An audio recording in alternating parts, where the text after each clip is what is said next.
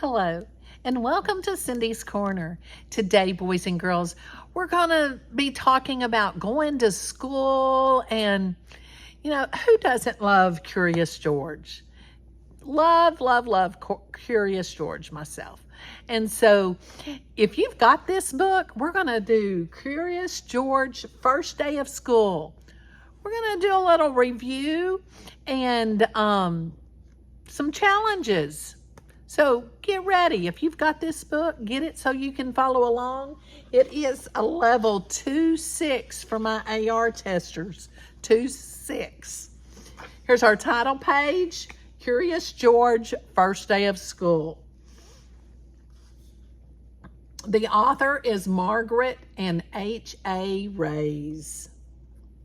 The illustrator is the style of H.A. Rays by Anna Gosnickel-Hines.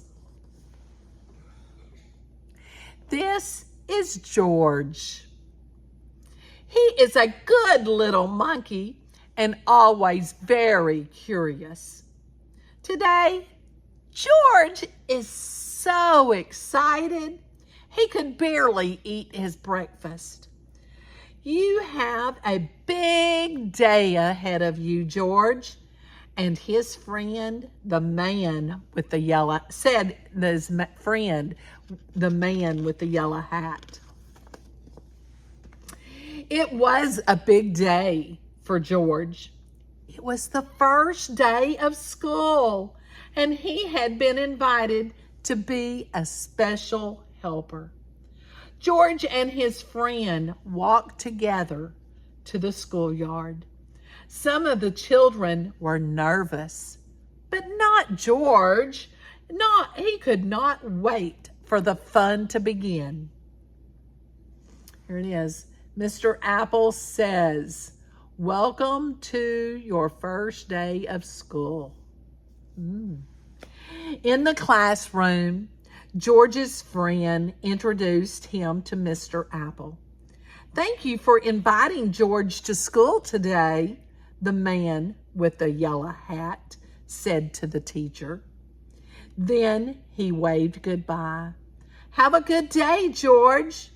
I'll be back to pick you up after school." He's not riding the bus, is he? The children were excited to have a monkey in class. "George is going to be our special helper," Mr. Apple told them. Mr. Apple says, "Welcome to the first day of school." And what a helper he was. At story time, George held the book, holding the book with his feet. At math time, the children could count on George. They counted his fingers and toes.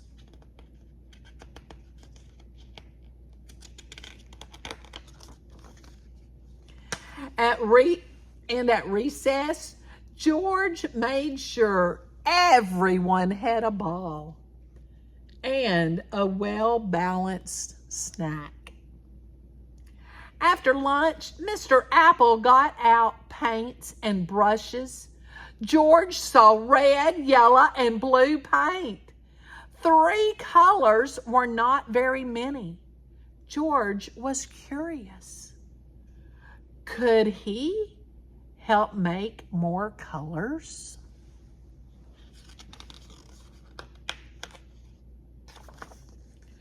First, George mixed red and blue to make purple. Next, George mixed red and yellow to make orange. Then George mixed yellow and blue to make green. Finally, George mixed all the colors to make, what did it make? A big mess. I thought you was going to say black. You did too, didn't you? But he made a big mess. The children thought the mess was funny, but Mr. Apple did not. "Oh dear," he said. "We are going to need something to clean this up. Everyone, please sit quietly while I look."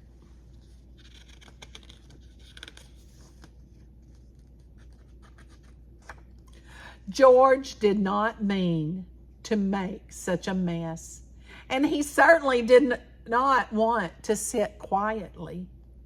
He wanted to help. It was his job. After all, George had an idea.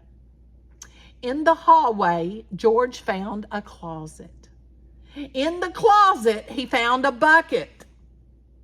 In the bucket, he found just what he needed. You think he found good stuff? A mop. Uh-oh, he's riding in the mop bucket now. George was on his way back to the classroom when he heard somebody yell, "Stop! Stop! What are you doing with my mop?" The janitor ran after George. "Stop! Stop! No running in the halls." The principal ran after the janitor. But George was going too fast to stop. He grabbed the doorway and swung inside. And the bucket tipped. Splosh! The mop dropped, and George slid across the floor. Now the mess was even bigger. Mr. Apple looked surprised. The principal frowned. The janitor shook his head. And George, poor George, he felt terrible. Maybe he was not such a good helper after all. The children felt terrible too. They did not like to see George looking so sad. They thought he was a good helper. Now they wanted to help him. So the children all lent a hand and some feet. Got sponges now. And before anyone knew it, the mess was gone.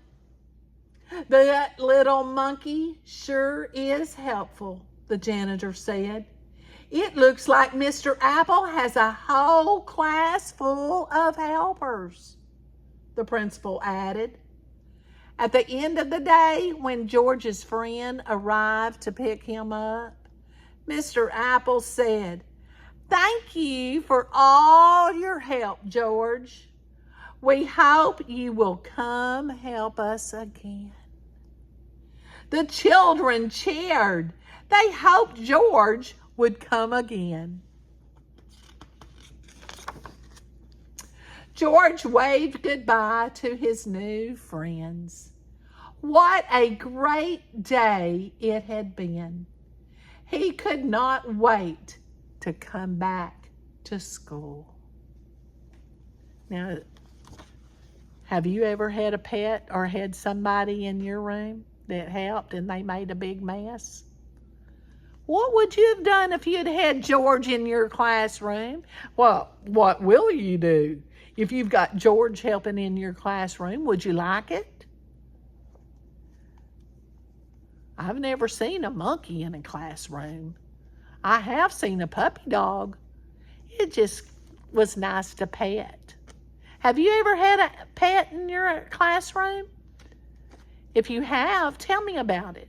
If you haven't, tell me how you would feel if you had George in your classroom when you start to school. How you gonna feel? Would you like it? Yeah, I would too. I hope you enjoyed our George. Curious George Goes to School. And make sure you've hit that subscribe button and give it a thumbs up. I need my thumbs ups out there, and I need my friends to comment and tell me what you think about that story. All right? And if you like Curious George, because we got a whole section on Curious George. Also, make sure you visit winkle.media and check out my books there. I hope you enjoyed us. Make sure, if you have a pet, go give it a hug and tell it you love it. And if you don't have a pet, find somebody else and tell them you love them. And have a great day. From Cindy's Corner.